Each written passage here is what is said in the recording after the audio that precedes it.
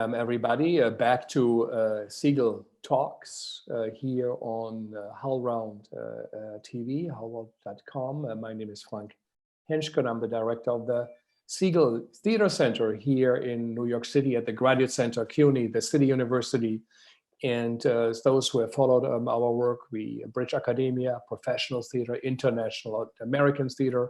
And what we do is host talks. We bridge, we have conversations. It's a place to think and to hear, and also really to listen, not just from New York, the US, Europe, but from the entire world, the global world. And the Segal Center has always had that at the center of its mission. Now in this time of Corona, where the reality truly is stranger than fiction, where we look for meaning and where we have to make meaning of this new world where everybody is in the same boat. We don't know what will happen. This future is uncertain. We feel strongly, actually, as always, that we should also listen to artists, that we should hear their voices. Artists always have been on the side of justice, on the side of social progress, and almost always they were right early on, and their work detected things upfront, and so they are significant in their contribution, not only what you see on stage in the aesthetic representation with bodies and symbols and signs that help us to understand our lives better, our families, our relationships, our states, our system, what's right and wrong, but also the way they see the current situation often and is closer to what a concrete truth is and what reality is. The Segal Center at the moment is the only institution in New York City, theater institution that does a daily new programming. We have every day a new talk that is about theater, as perhaps even in the US or in the Americas. And these are new talks. And with us, we have two representatives of theater cultures that are thousands of years old. They are significant, they are vast. We do not know enough about it, but they have been to the Segal Center. They have shared with us their great work. With us is Shahid Nadeem from Pakistan. Shahid, welcome. He actually also just gave last year the address of the ITI World Theater Day. And we have with us the also great Abhishek Majumdar, the great theater director, writer, thinker from India. So really welcome everybody to be on board. And just joined us is Anurupa Roy. She is connecting to our audio. She is a puppet player and one of the great visionaries and socially engaged artists in India. And so she will be with us in a second. So maybe we start off, maybe Shahid, where are you now? And tell us what time it is. Well, it's Lahore, Pakistan, 9 p.m. and I am sitting in my study. I've just had my son married just exactly a week ago in the times of Corona. So we are in a defiant celebratory mood in spite of all the lockdown restrictions. How does the wedding of the son of a playwright in India look like? Tell us a little bit. And welcome, Anurupa Roy. Can you hear us? Yes, I can hear you. Welcome. Thank you. I spoke about you a bit earlier. But Shahid, so tell us, how does a wedding in Corona time look like in India? Well, it's, I wish I had, or maybe I'll see if I can share some photographs. It was a strange thing because the girl was from Islamabad, which is about 350 kilometers, the capital. And we were in Lahore. And tradition is, as Abhishek and Anurupa would know, that the boys' family go to the girl's family and then they have a lot of ceremonies, and then the girl come along with the boy to the boy's place. So that was the plan. But in this case, because of lockdown and Corona restriction, my age and some conditions, so I could not go to Islamabad. It was not advised. So as a very unusual thing, the girl's family they agreed to come to Lahore, get a house and establish it as the bride's house. And then we went to that house and we had simple nikah ceremony, the religious ritual. And the most interesting thing, which is unprecedented, apart from this issue of girls' family coming to boys' city, was that the mullah or the religious person who then arranges the wedding ritual, he was wearing a mask. So normally no religious person is supposed to be wearing a mask. I mean, they insist on women wearing a mask, but in this case, he was wearing a mask. And then we had a simple ceremony, and they still haven't come to my home because we could not finish the preparations which we had for their part of the house. And we put them in a club where they spent a week. And now tomorrow they'll be coming and we'll be receiving them, and we'll have some floral decoration, but something very, very small and muted, I would say. But still, on screen, on Facebook, it looks splendid. It looks great. It's a great time. So unusual things are happening. Rules are being broken. Thousands of years old, I think, in Egypt for the first time, mosque up close for 1,000 years. Right. So how is it in Pakistan? Can you go out? Can you do theater? Are people rehearsing? Are there shows? Yeah, well, people, I mean, there is a lockdown for about 3 weeks. It has been extended now for another 2 weeks. And in certain parts of the country, it is strict. In other parts, it is relaxed. In one city, like my city, Lahore, I live in cantonment. There's very strict, and it's real proper lockdown. But outside cantonment area, for other parts of the cities, in some inner part of the city, you hardly notice that there is a lockdown. So it all depends which government and which class or which part of the locality you come. What do you And mean, which still a lot of- class? Which class? Yeah, people who can afford to be locked down. And there are people who have to go out and earn a living. So because I was preparing a part of my house for my son's the couple's abode, and because of lockdown, it was I mean the workers could not come, and the shops were not open, so it could not be finished. So every day, a carpenter turns up, but he doesn't have the wood. The electrician turns up, but he doesn't have the cables. So a lot of this cat and mouse game is going on because of the restriction. Sometimes they let you in, but without your tools. Sometimes they let the stuff in and keep the technician away. So so it's quite mixed, the whole thing. Quite big, chaotic, not clear guidelines. People are not fully listening. But what about theater people before we come off to India? But what about theater? Well, are they open? Are people rehearsing? Most part of the world, they don't. But how is it in Pakistan? You see, when we run acting classes, and at the end of a 3-month acting class, there is a performance. So the last performance was scheduled on the 17th of March, and just like one day before lockdown was announced, and we had to immediately switch to an online, first time live streaming performance. So we still got together the actors and about 10 actors and 10 participants with the social distance. And but we made it public that we will be performing online live stream. And the first time we got great experience that while we were performing, there were people who were commenting and they were joining in.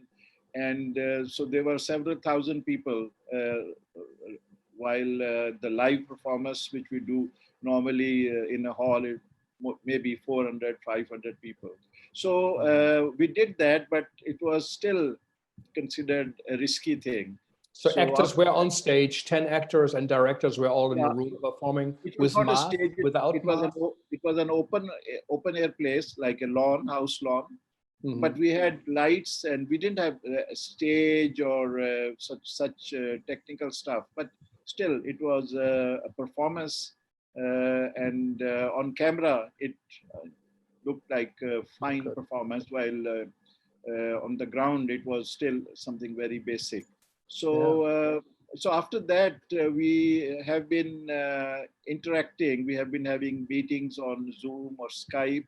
We have been having classes like writing class, immediately switched over to online class. That was not a big problem.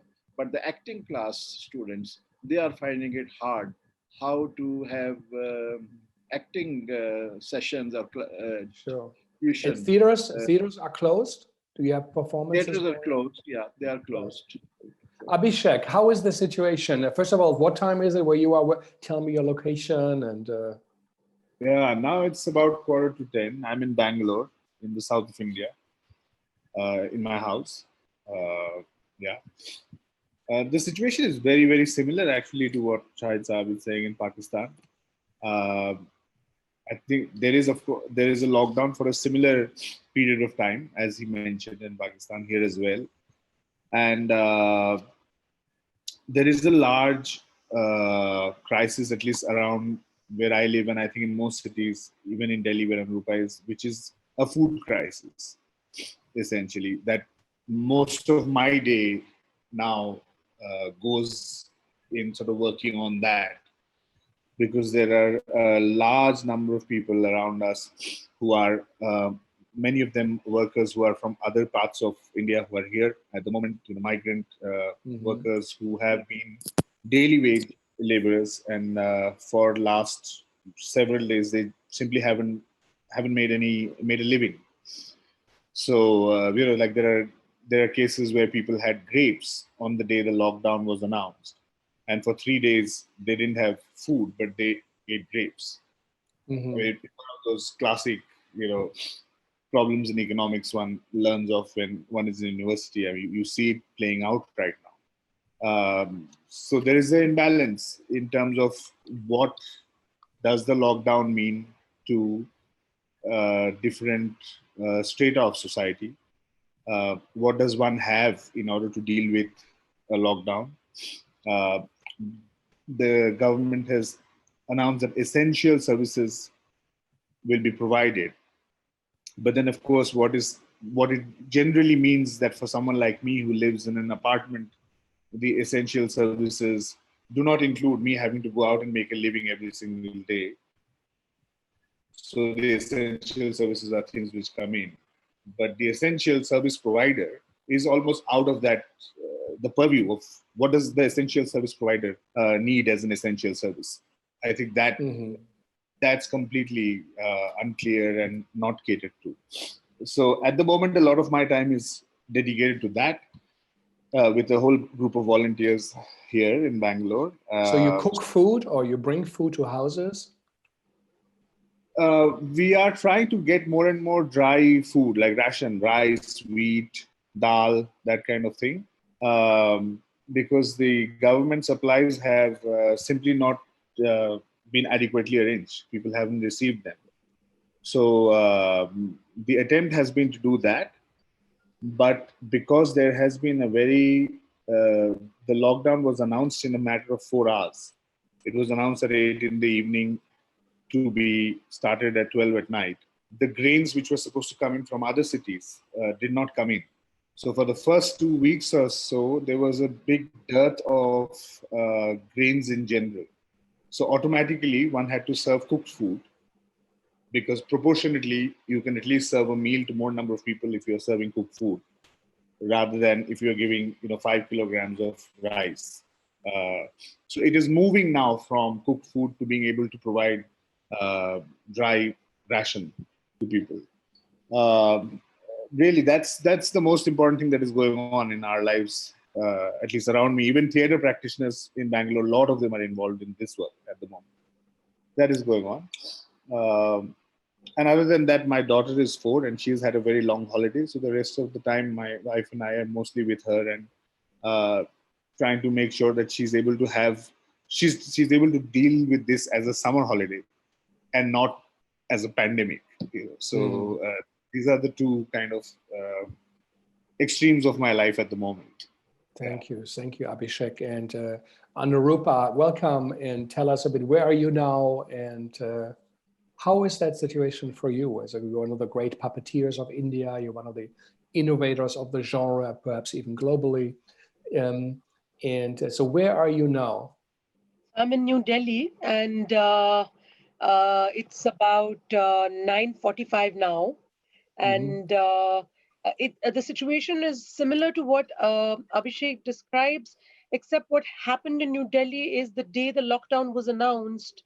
I live on the arterial road of New Delhi. It's called the Ring Road. It pretty much circulates all of all of the major part of the city.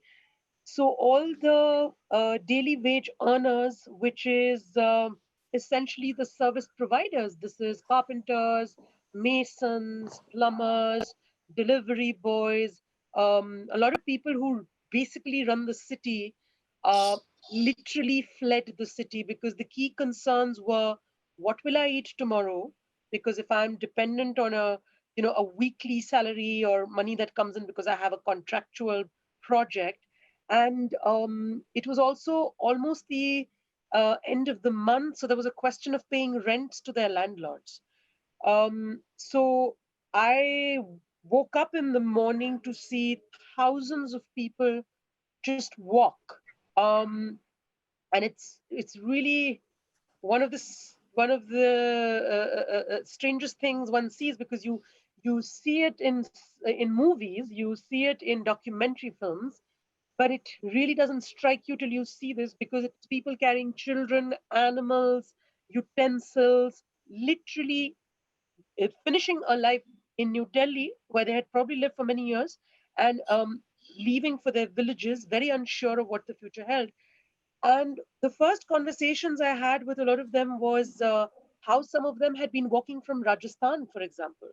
Now, any place in Rajasthan, Alwar to New Delhi is 800 kilometers, 1200 kilometers, and would be walking to Bihar. So we are talking, all of north from northwest to northeast India, which could be up to 1200 and 2000 kilometers. And so the first thing, very much like Abhishek is saying, was firefighting for us. So I live in a little community of apartments, and we set up a kitchen, and it was immediately cooking and handing over these plates of food to people who were walking. Some would sit and eat, some would just take this packed lunch and keep walking because they didn't want to lose time. And very unfortunately, the day after, the borders were sealed, and a lot of these people were sent back. So then we received a whole reverse population because they got stranded at a bus stop, and 600,000 of 6 lakhs is 6 lakhs is 600,000.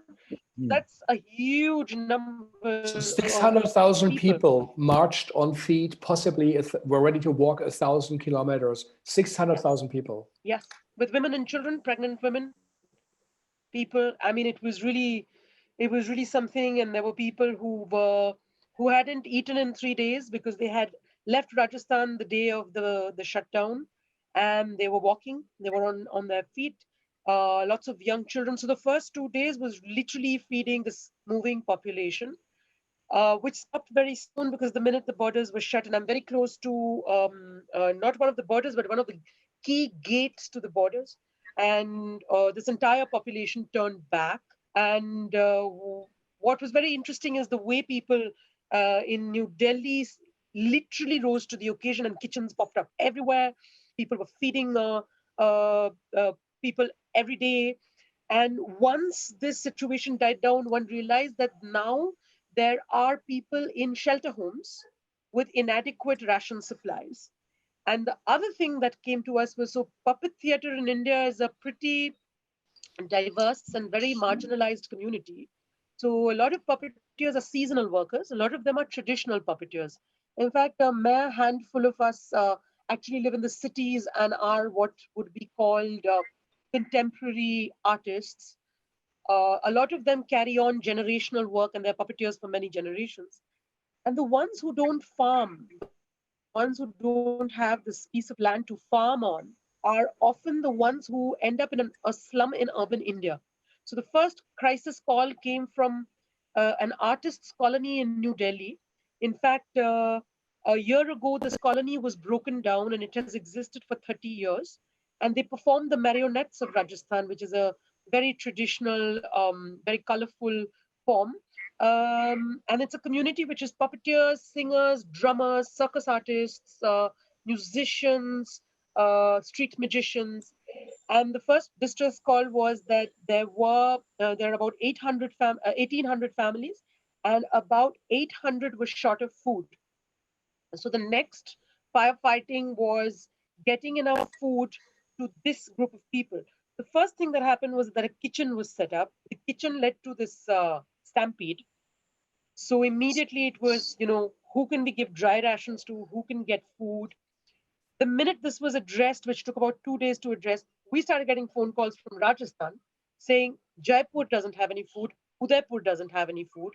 So the first 2 weeks was just getting food to artists, getting food to daily wage workers. So, and now it's a little bit better. There are systems in place. So there are donors, there are kitchens, there are dry ration units, and there are suppliers. So it's getting a little bit better. Incredible. So it was an artist colony of 800 families, you said? Just 1,800, 1,800. 1,800 families of artists, and Yes. 800 of them were not Yes. able to Yes. provide, and they would starve if not. And so you did God's work there. That is just existential. It's I just listening to you, I get the chills, and I never heard of such things in peacetime. And to Abhishek and Shahid, do you even think about theater, or do you now think about theater in a real way or a different way? Well,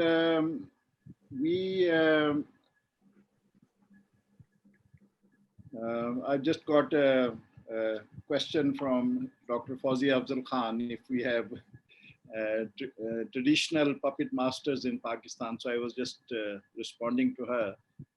So obviously we shared the tradition of the string puppets, especially the Rajasthan type of puppetry, but it's almost dead in Pakistan, unfortunately.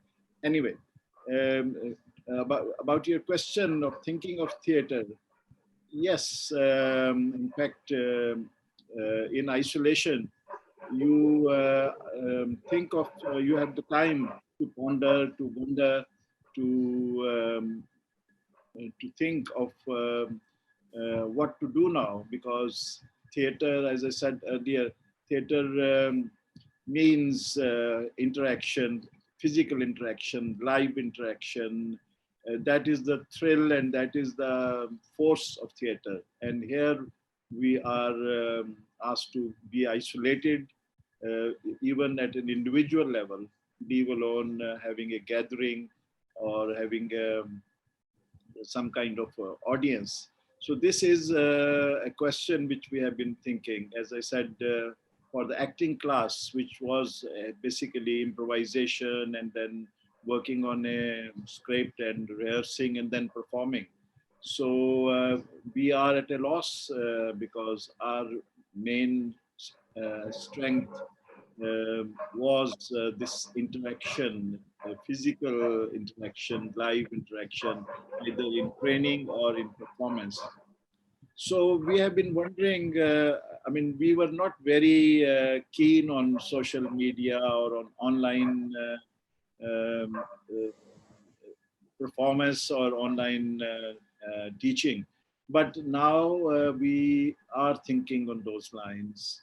And in our acting class, which we are now, we have had it for 2 weeks, 2 classes, we have been discussing this, how to capture or how to really feel this experience of an invisible enemy and this fear of each other, stay away from each other. Each one is the other person's enemy, so to speak.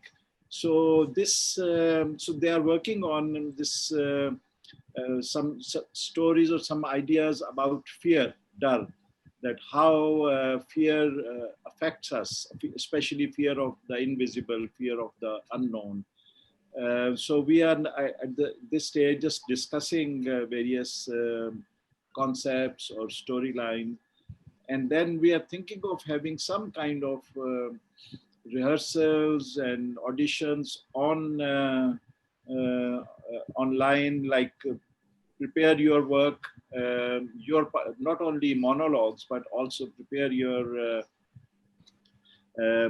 dialogues or your piece and record it and put it on Zoom or Skype class, and then the other person also not only rehearsing those lines but also keeping the point of view or the positions. So how we can, like, I've seen some images of orchestra, how different musicians are playing instruments and then they are able to combine.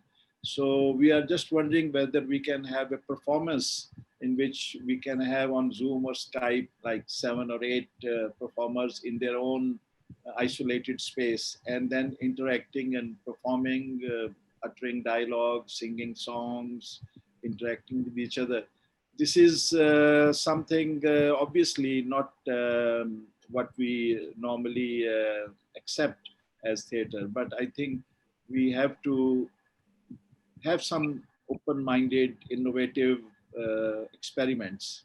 Thank you. Abhishek, is that at all on your mind? Do you question your practice of theater? Will it change, or is it too early to?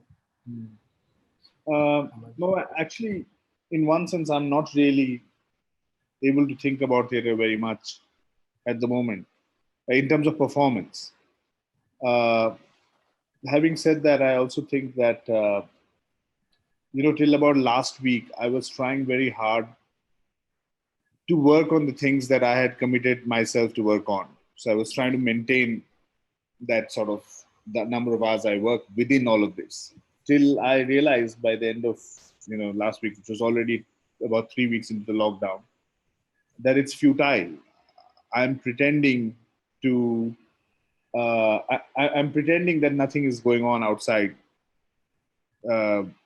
which is big enough, in a way that I will continue to do what I'm doing, which is simply not true.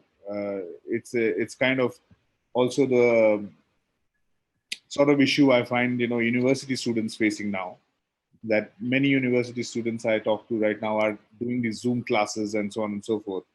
But nothing in the curriculum is really provoking students to go out and look out of their balconies and windows and see what's happening. How can we, in a way, continue to do what we are doing in terms of intellectual thinking or creative thinking when we are just not in what we term as a normal period of time.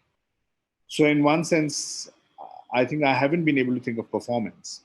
But on the other hand, early this week, I stopped doing that. I stopped telling myself that, okay, I have to finish this much writing and that much reading. And I started spending much more time thinking about and working on the field.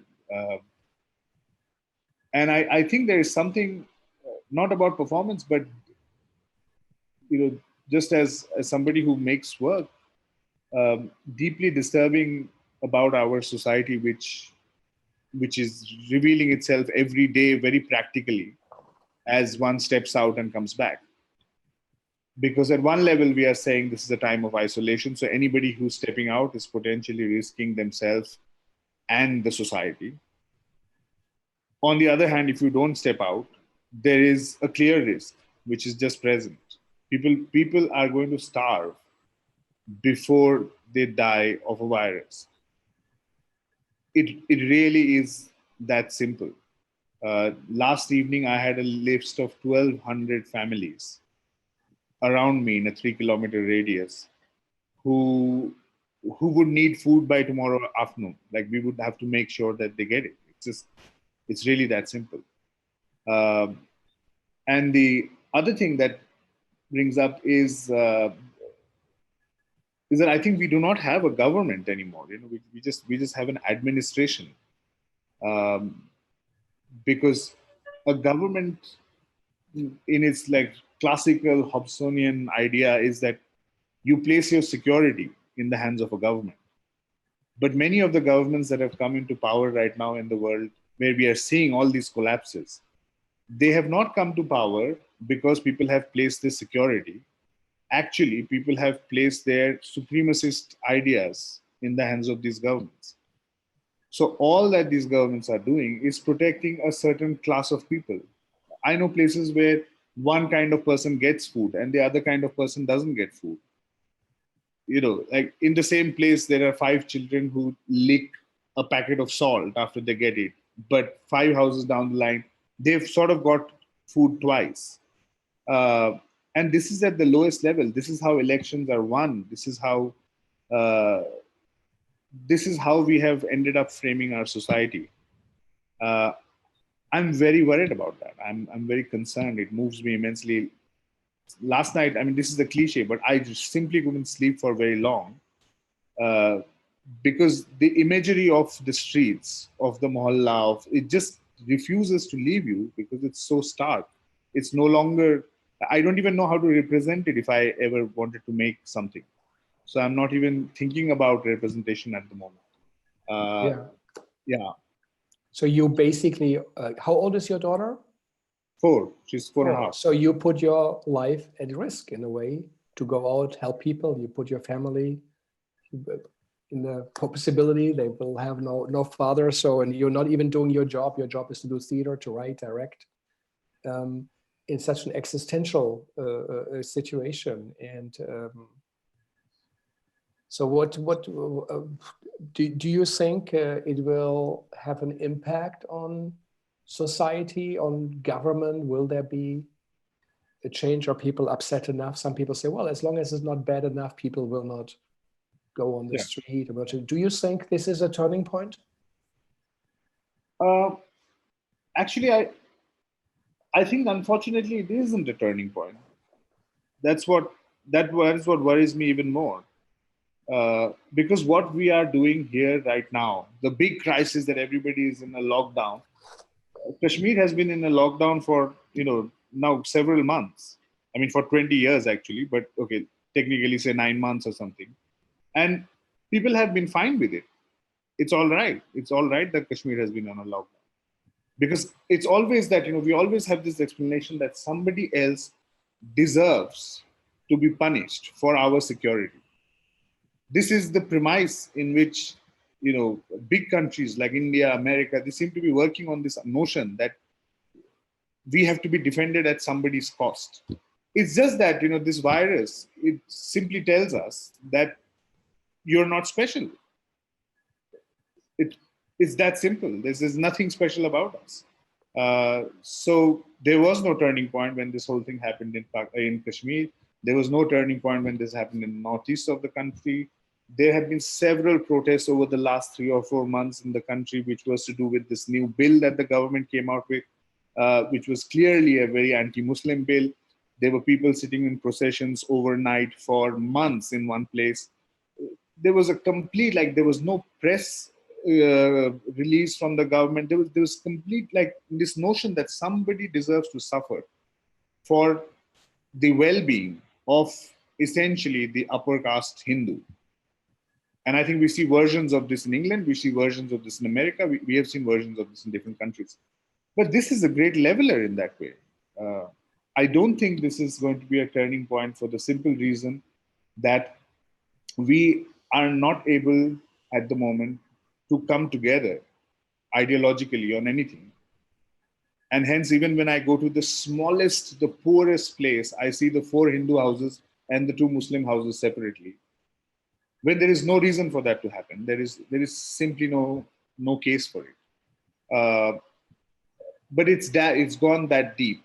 If there is a turning point, I think it will be when we recognize that there are so many people trying to help people out, even people who are otherwise on completely opposite political opinions, political positions, working together to get food to somebody's house.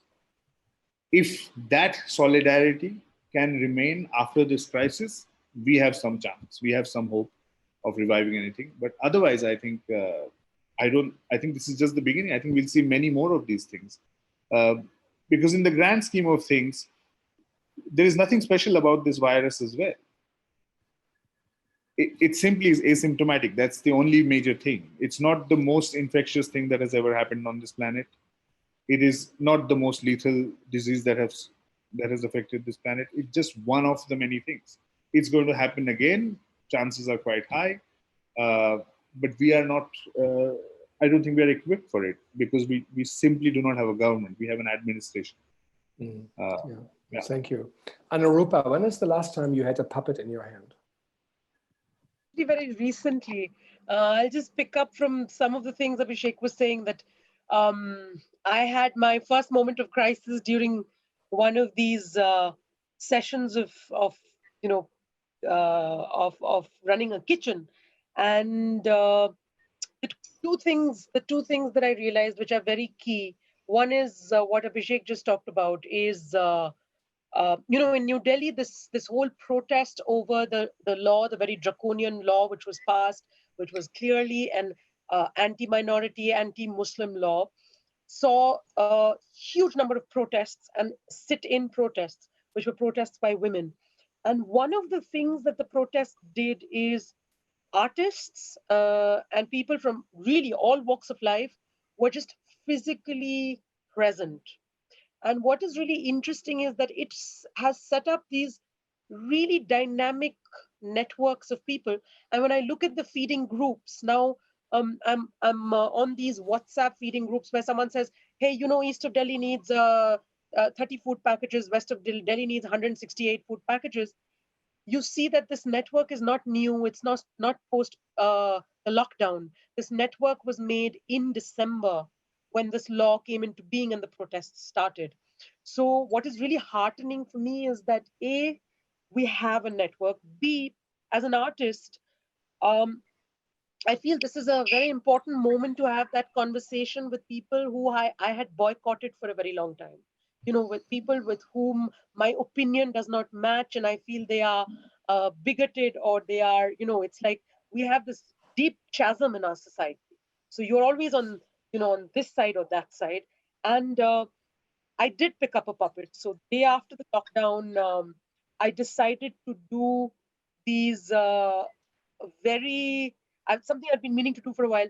Just talk puppet theater for 5 minutes and talk about the different forms of puppet theater across the world, and literally talk about stories and narratives, and how stories and narratives are transformative through puppets. Because there's something about puppets and dead material which kind of takes judgment away.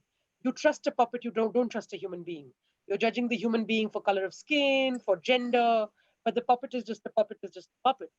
And it's incredible because it's the first time I realized, I think like a lot of theater people, I've had enormous disdain for showing my work online. Live performances ought to be live performances. But suddenly it became very clear that there is a whole lot of people, especially in a crisis, who are seeking stories, who are seeking reassurance. And one of the things a parent told me, which was really interesting, a parent of a 6-year-old girl said, "There are no stories about uncertainties. All our fairy tales have happy endings. When are we going to tell our children that life is uncertain? And it's okay that life is uncertain." And it really struck a chord with me. So one of the things that I I really am trying to do with puppets is perform something and tell stories regularly to children and to young people to literally engage with this idea of it's an uncertain world, it's a difficult world. We are all really angry, frustrated, and all of that is happening. What are the stories we need to retell? Because for me, draconian laws, you know, self-seeking governments, dictatorships are really about loud one person, two-person vested interest narratives. So where is the other narrative? And I think the arts now really we have to seek this other narrative very deeply. And wonderfully, this internet space is a great equalizer.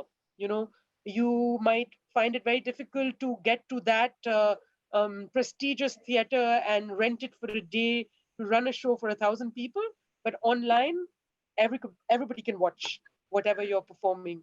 So yes, I'm sort of in that space, and now we're running a festival, which is essentially a fundraiser to feed the essential food services.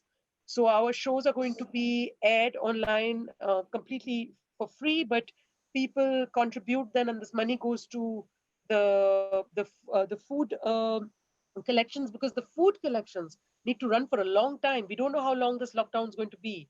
It's not enough to collect for a week or 2 weeks or a month.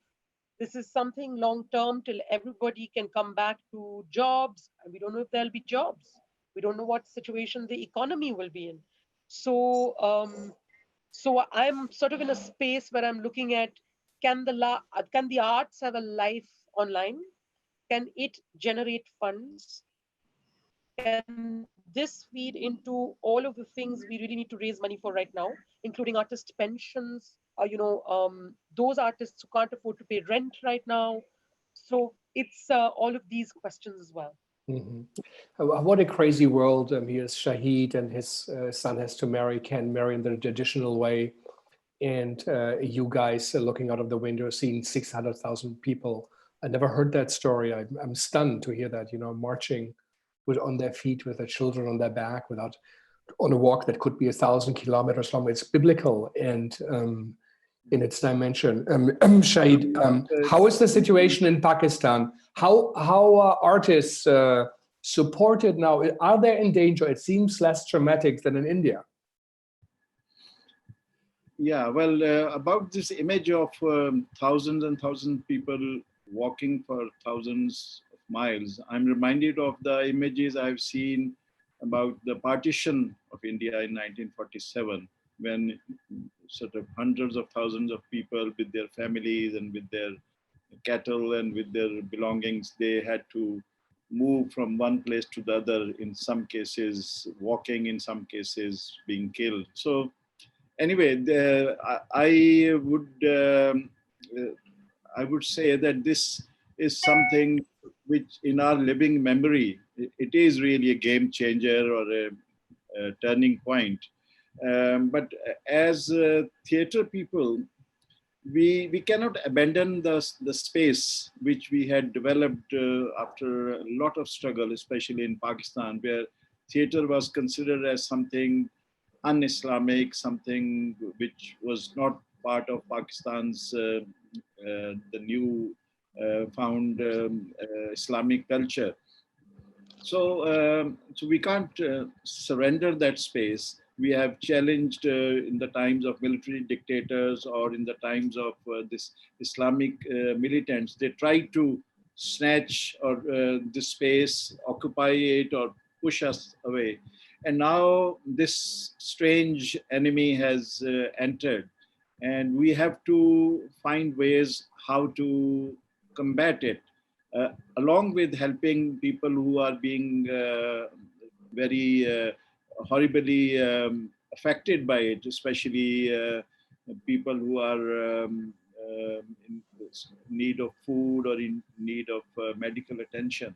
But as theatre artists, I think apart from going out and reaching out to people who need our help, we also have to develop tools to comprehend and represent this strange experience in our living memory. So we have been discussing it among theater artists, but at the moment people are confused and at a loss and afraid, and wondering what is the way out, because it seems that this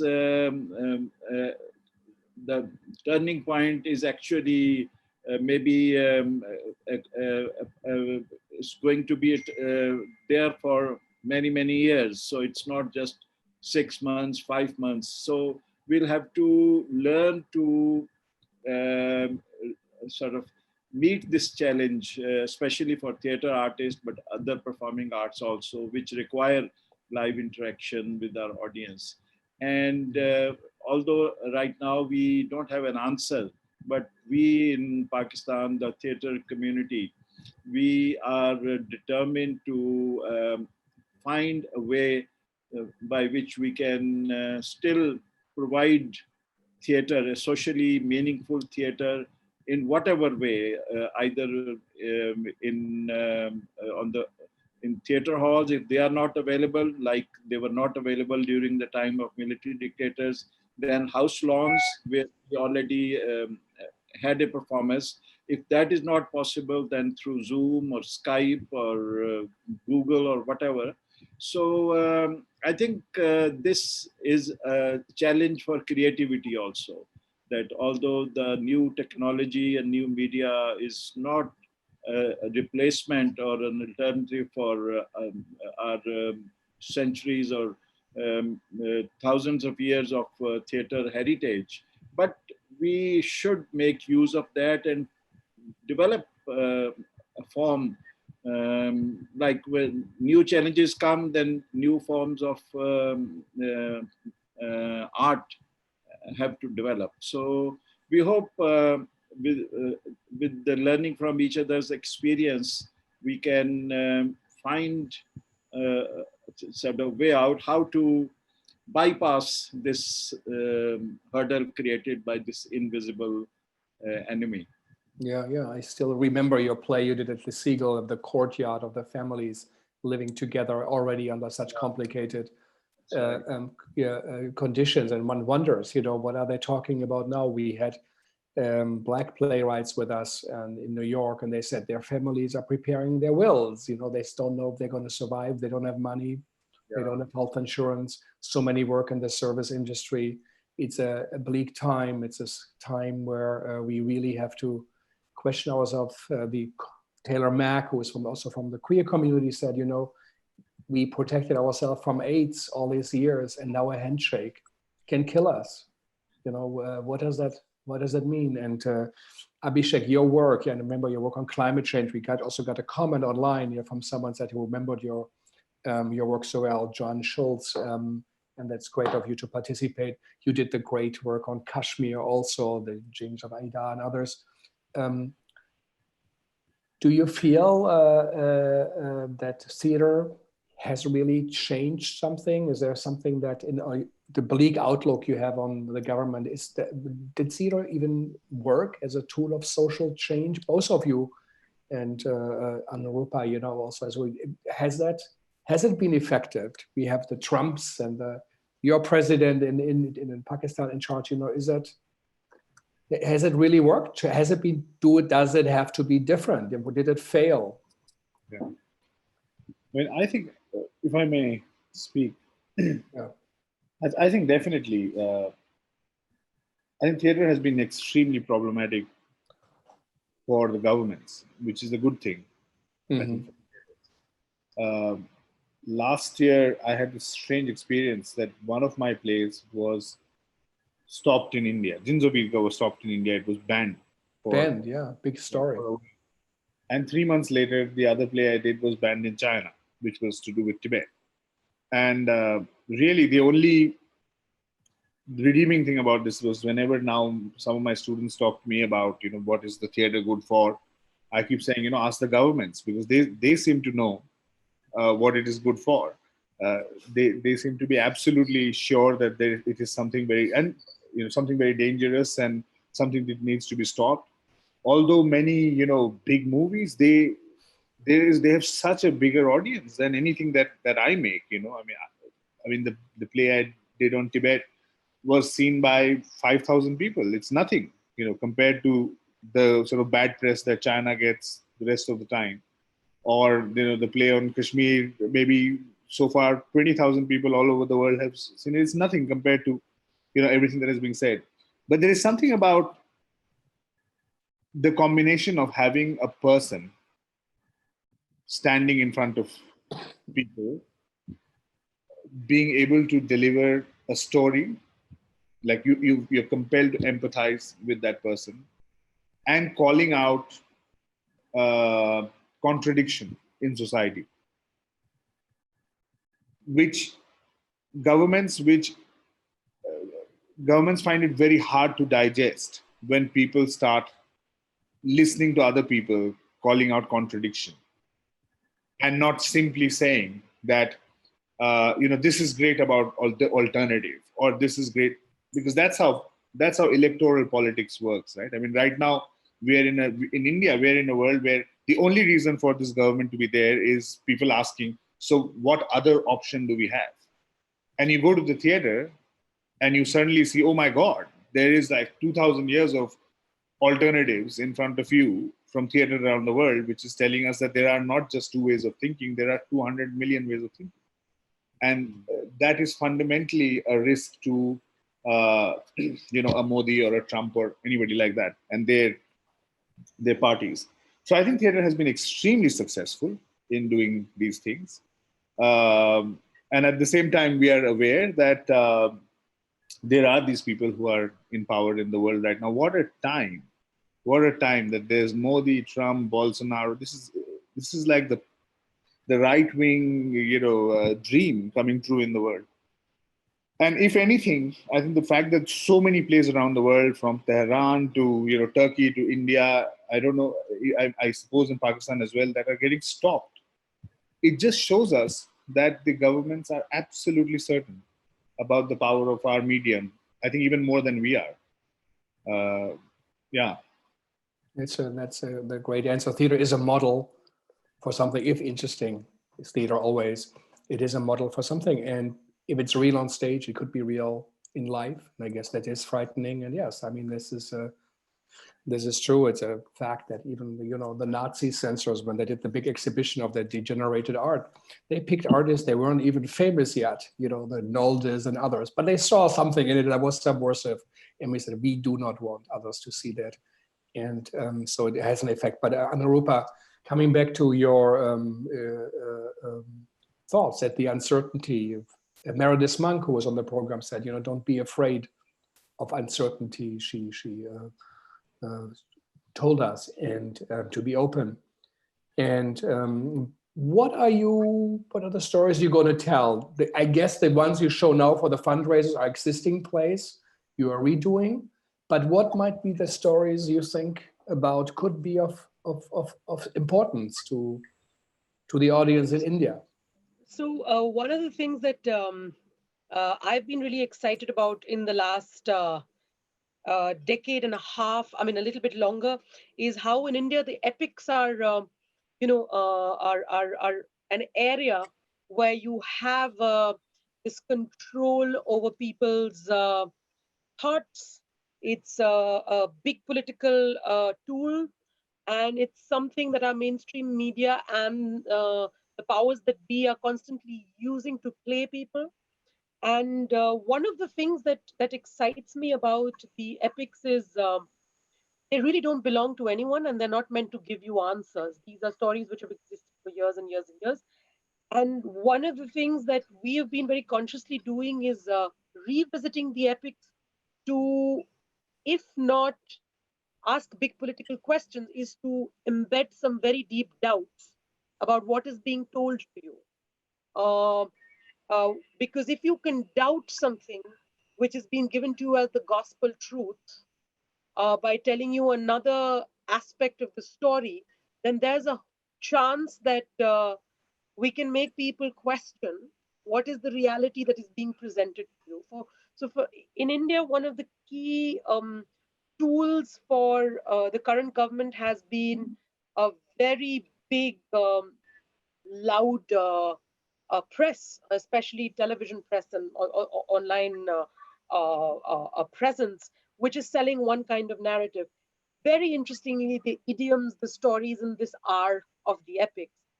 So one of the projects we worked on was the Mahabharata, and one of the reasons for doing the Mahabharata was this text lends itself to constantly plant very firmly in the minds of people, especially the people I feel one can't always access because you don't agree with them otherwise. You have completely different political views, is to somehow embed a seed of doubt about what they have heard and what has been told to them. And that I find is a very exciting space. And fortunately, with puppets, uh, you get away with a lot of blasphemy because it's just a bit of foam or wood or styrofoam.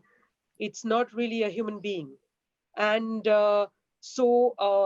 often people will come and watch it and be offended by but at the end of it feel very stupid about being offended, or be have seeds of doubt and then be like, oh, not really, it couldn't have been that important.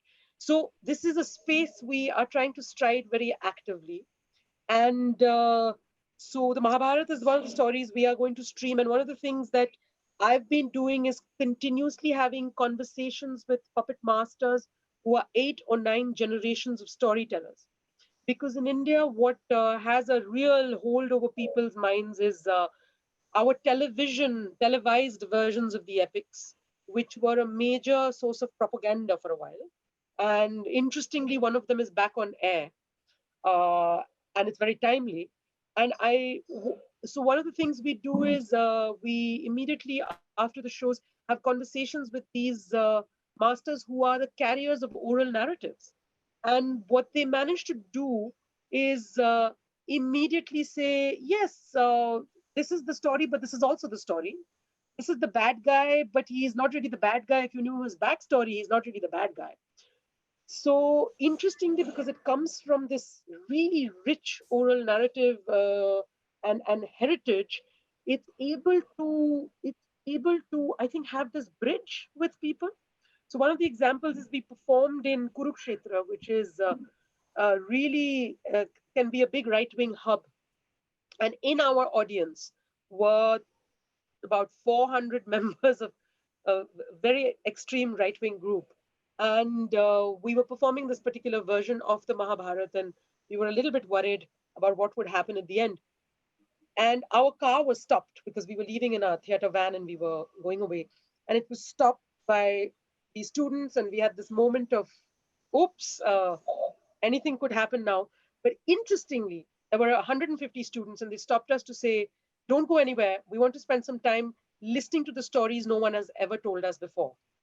So we spent 4 hours narrating the stories that nobody ever tells you in the epics. So Thereby, it is, yeah.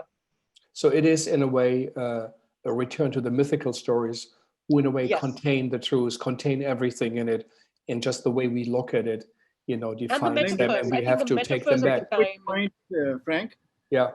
Make a quick point about what Abhishek was saying, that certain movies are getting like hundreds and thousands of viewership, and our plays or such products are seen by only a few thousand people.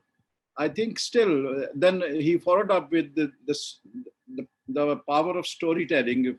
If you are directly talking to your audience, it's almost sometimes like a live, like we are now interacting. So sometimes you forget that you are not sitting in one room. So I think theater online, if it is presented in such a way that you can give the feel of theaterness to your audience and convey your messages and give them this feeling that this is a live interaction with them, then even if we have a few thousand viewership, still I think they will have much lasting, much deeper impact on them than what we, the impact of these stupid movies, which get a lot of... I think the last episode of a popular TV show in America, which was called Friends, was watched on the evening when it was screened by 23 million. Most probably 500 million people in the world have seen it, but we forget. I don't remember. Maybe I don't think I saw, but I wouldn't remember. I do remember what I saw in theater is something different. But yes, the numbers are shocking. I remember the New York Philharmonics that we exist for 100 years and we have reached 1 million people. And it's a big number. And then you think, what a small number, but what it means and what it creates is of significance. Maybe we're coming to a close, let us know, what are you listening to, reading to? And if there's something you can say to fellow artists around the world, whether they're in South Africa, in Belgium, in Chile, or in Germany, what is something you would say from where you are right now in Pakistan or in India, what they should be doing? Or to our listeners, what do you feel is a good advice? What is demanded of at that time? So maybe Anurupa, we start with you and then go back to the Shahid at the end. I think what is happening, some of this is going to be irreversible, and this is going to last a very long time. I think we will probably need to think, what is our relevance in the world today?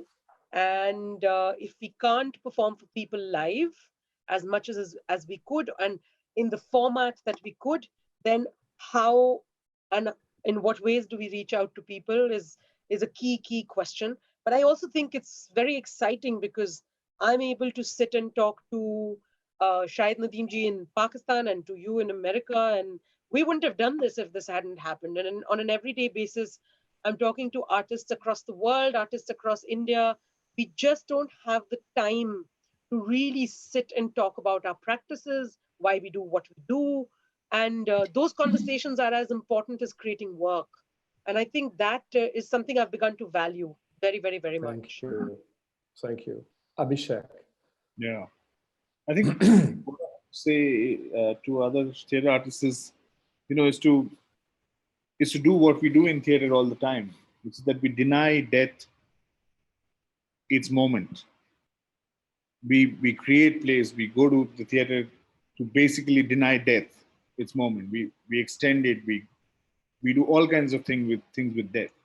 And we are living in a time right now where everybody, every day, the newspaper, the magazine is talking about, the internet is talking about how many people died in Italy, how many people died here, so on and so forth. And this is the time to be alive more than ever.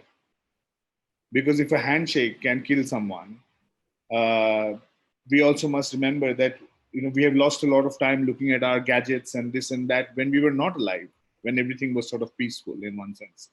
But this is the time, again, as theater practitioners, to absolutely deny death, to live completely as much as one can, socially, politically, and in all other spheres. Whether that is on the internet or by meeting the person next door, I don't know. But I suppose denying death would be the thing I would have to say. Yeah. Shahid. Well, I would say defy death, because that's how theater is, that you defy whatever is the given, whatever is the status quo, or whatever is the challenge. And in terms of the message or the challenge at this stage, I think this corona sort of factor is going to have a deep impact on our relationship with each other. This concept of staying away from each other, even from your loved ones. I haven't hugged my son or my daughter-in-law for a long time. So this fear of each other, we have to defy that, and we have to re-establish contact. That contact is not just physical contact, or to cherish the moments when we had that physical contact. So I think as theater people, we can build ways by which we can break this fear or suspicion of each other or of the society we are living in, and bring people together through art and through stories and through future post-corona society. So I would say that we have to break this wall of fear and re-establish our humanity through spiritual and cultural and online methods. And let's have such interactions which we are having today. Let's have more of them by more countries and more organizations, and make a chain of these death defiers. Yeah, and I hope that also the system that obviously doesn't seem to be working, that it will be shaken, that the cage will be rattled. It's shocking to hear what you reported from India. I've never heard that anywhere. That 600,000 people march on foot out of cities, possibly 1,000 kilometers away, who's carrying their children. That you say there are 1,200 people in your neighborhood, Abhishek or Anurupa, that you care for. It is incredible and existential. And a time where we live in truly is unprecedented. We have to also be reminded, part of the human DNA, the RNA is virus-based. We carry viruses in a way we are come out of virus. But now this virus, which is invisible and small, attacks us. We have 2 or 3 trillion body cells, but they come, it invades us, it reproduces and kills us. And we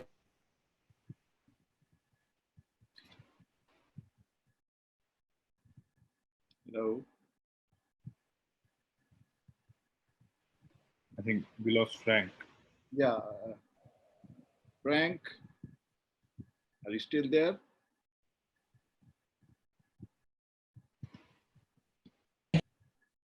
Yeah. and can you hear me again? Yeah, we can hear you now. Yeah, so I said, this is this invisible virus access, and it's a Darwinistic struggle. We are back, but it also hopefully will unite us. But we need better questions, and we need real solutions that do work. And artists, I think, are on the side of truth. So thank you all. And tomorrow we have a great theater from Poland. It's the TR Warsaw, and Gregor Szczerzyna will talk to us with his team. Poland also is experiencing a difficult time, political time, now also in lockdown. Great nation of theater, one of the great ones, a superpower for also a while after World War II, and still again, very much present, and things are changing there too. Next week, we have Milo Rao, the great Milo Rao from Switzerland. Richard Schechner will talk to us. Basil Jones from the great Handspring, South African company, the puppet company also. And we had Arthur Logiciel from France, and the great Guillermo Calderon from Chile will be with us, who wrote a play when Chekhov died. The revolution was outside on the street and nobody knew what would happen. And let's see what all these artists will have to say to us. So thank you all, and see you tomorrow. And thanks to HowlRound for hosting us as Emerson College, and for Thea and Vijay, and the Segal team, Sanyang, May, and Jackie. So thank you all, and hopefully you tune in. Bye-bye.